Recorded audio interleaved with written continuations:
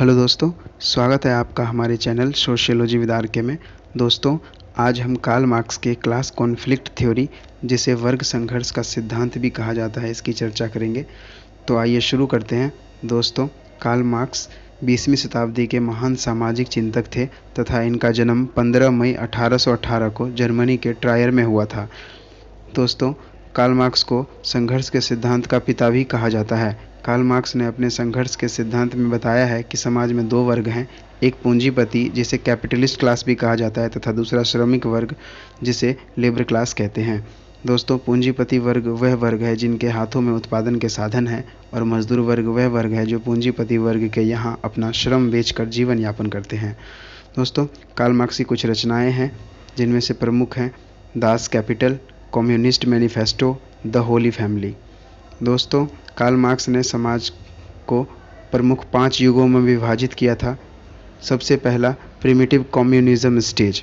दोस्तों, मार्क्स का कहना था कि यह एक ऐसी अवस्था थी जिसमें समाज में किसी भी प्रकार का वर्ग नहीं था। लोग अपनी आवश्यकताओं के अनुसार फसल उगाते थे और अपना जीवन यापन करते थे। दूसरी स्टेज स्लेवरी स्टेज। दोस्तों, यह एक ऐसा स्टेज था जिसमें समाज में दो वर्ग सामने आए, एक दास वर्ग और दूसरा मालिक। जो मालिक था वह लोगों को अपना दास बनाकर रखता था और उसका शोषण किया करता था। तीसरी स्टेज की बात करते हैं तो फ्यूडल स्टेज है। यह एक ऐसा स्टेज था जिसमें समाज में दो वर्ग था, एक कृषक वर्ग और दूसरा लैंडलॉर्ड यानी ज़मींदार वर्ग। जो कृषक वर्ग था उनके पास अपनी भूमि नहीं होती थी, इसलिए वह ज़मींदारों की भूमि पर खेती करते थे और अपना जीवन यापन करते थे। बदले में ज़मींदार कृषकों का आर्थिक और शारीरिक शोषण भी किया करते थे। अगली स्टेज की बात करते हैं। चौथी स्टेज थी पूंजीवादी अवस्था यानी कैपिटलिस्ट स्टेज। यह एक ऐसा स्टेज था जिसमें समाज में दो वर्ग था, एक पूंजीपति और दूसरा श्रमिक। जो श्रमिक वर्ग थे वो पूंजीपति वर्ग के यहाँ अपना श्रम बेचकर जीवन यापन करते थे। इस स्टेज में भी समाज में कहीं ना कहीं शोषण देखने को मिली। इसके बाद मार्क्स 5वीं अवस्था जिसे समाजवादी अवस्था या सोशलिस्ट स्टेज कहते हैं, इसकी बात करते हैं। मार्क्स के अनुसार एक समय आएगा जब सभी लोग बराबर हो जाएंगे और सारी शक्तियां सरकार के हाथ में होगी। तब लोगों का ना तो शोषण होगा और ना ही कोई अमीर और कोई गरीब रह जाएगा। दोस्तों, मार्क्स ने इसी अवस्था को समाजवादी अवस्था या सोशलिस्ट स्टेज का नाम दिया है। दोस्तों, इसके बाद मार्क्स वर्ग एवं वर्ग के प्रकारों की बात करते हैं।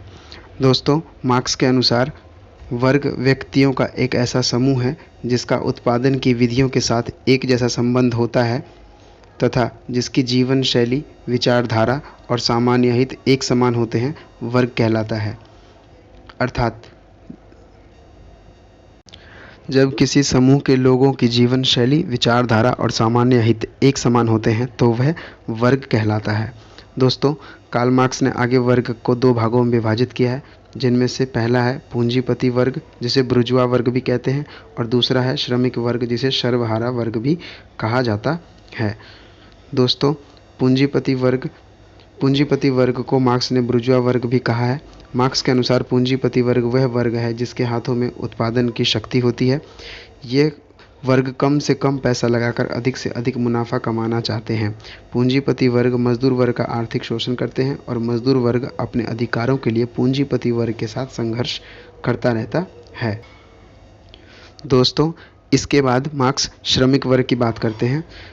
मजदूर वर्ग, श्रमिक वर्ग को मजदूर वर्ग भी कहा जाता है तथा इसे सर्वहारा वर्ग भी कहते हैं। मार्क्स कहते हैं कि मजदूर वर्ग वह वर्ग होता है जो पूंजीपति वर्ग के यहाँ अपना श्रम बेचकर अपना गुजारा करते हैं, क्योंकि इन लोगों के पास श्रम बेचने के अलावा और कुछ नहीं होता। इन्हें मार्क्स ने श्रमिक वर्ग का नाम दिया है। दोस्तों, मार्क्स आगे वर्ग संघर्ष और वर्ग चेतना की बात करते हैं। दोस्तों, मार्क्स के अनुसार जब पूंजीपति वर्ग मजदूर वर्ग का आर्थिक शोषण करता है और जब मजदूर वर्ग अपने हितों के लिए पूंजीपति वर्ग के साथ संघर्ष करता है तो इसे वर्ग संघर्ष कहते हैं।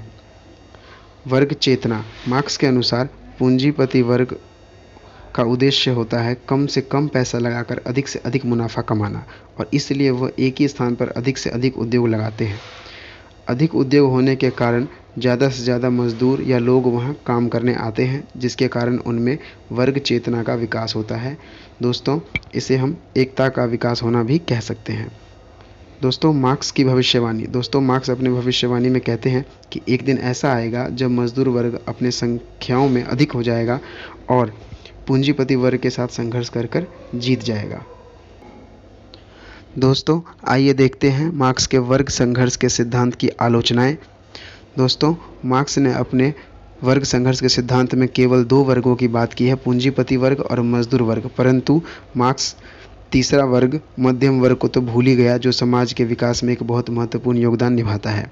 दोस्तों मार्क्स ने अपने संघर्ष के सिद्धांत में मानव जीवन का मूल तत्व संघर्ष को बताया है, परंतु प्रेम और सहयोग जैसी भावनाओं को कोई स्थान नहीं दिया है, जो कि आलोचनात्मक है। दोस्तों मार्क्स की भविष्यवाणी थी कि एक दिन आएगा जब मजदूर वर्ग संघर्ष कर कर पूंजीपति वर्ग से जीत जाएंगे, लेकिन ऐसा नहीं हो सकता क्योंकि आधुनिक समय में पूंजीपतियों ने मजदूर वर्ग को अधिक से अधिक सैलरी देकर उनकी स्थिति को अच्छा कर दिया है। दोस्तों मार्क्स ने वर्ग को केवल आर्थिक आधार पर बांटा है, जो कि आलोचनात्मक दृष्टि से सही नहीं है, क्योंकि वर्ग को केवल आर्थिक दृष्टि से नहीं बल्कि सामाजिक आधार पर भी बांटना चाहिए, जैसे धर्म, शिक्षा और जाति। दोस्तों आज के लिए इतना ही। समाजशास्त्र से संबंधित वीडियोज़ को देखने के लिए हमारे चैनल को सब्सक्राइब करें। मिलते हैं अगले वीडियो में। धन्यवाद।